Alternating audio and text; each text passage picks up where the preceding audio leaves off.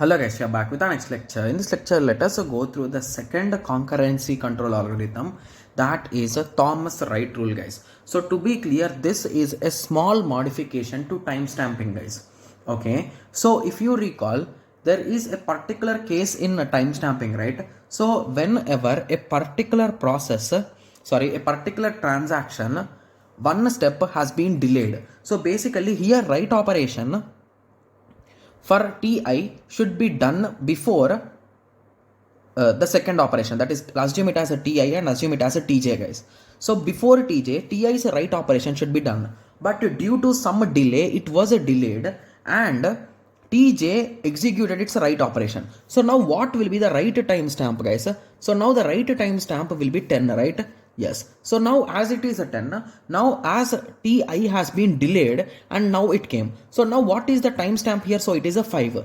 So is a 5 greater than 10? No. Hence this particular statement is wrong and this will be rolled back and this will be coming back again later on in the next time, right? Yes. So that is the concept with respect to timestamping.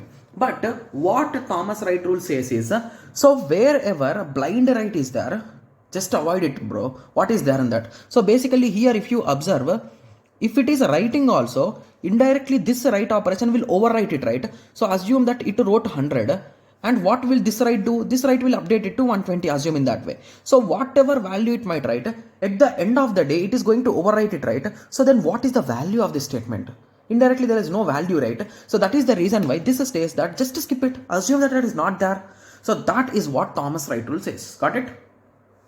Yes. Okay. Here Tj will be blind right? Yes. Okay. Whatever might be inserted by Ti or not, Tj value will be fixed, right? So it came from home thinking that I will write 120, that's it. So whatever might be the value, at the end it is going to write 120, that's it. So that is the reason why this is a blind write, right? Yes. And whenever we are working with blind write and if there is some other write before, that it doesn't have any value because this, at the end it is going to overwrite it, right? Yes. Okay. Yes. So hence instead of rollbacking, we can ignore all the previous operations before the blind write. Got it?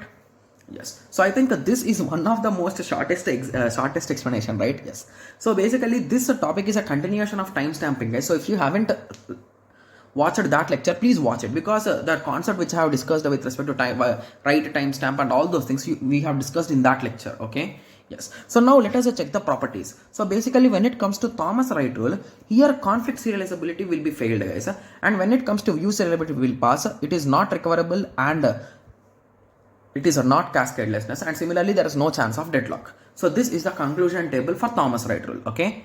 Yes. So now I hope everyone got a clear idea with respect to this Thomas Wright rule. So in the next lecture, we'll be discussing the basics of lock-based mechanism. So how exactly this locking and unlocking will work. So that is what we'll be discussing in the next lecture, guys. Okay. Yes. So in the next lecture, let us discuss about it. Okay. Yes. So let us meet in the next lecture. Thank you. Thanks for watching. Like, share and subscribe for more awesome videos like this. Thank you.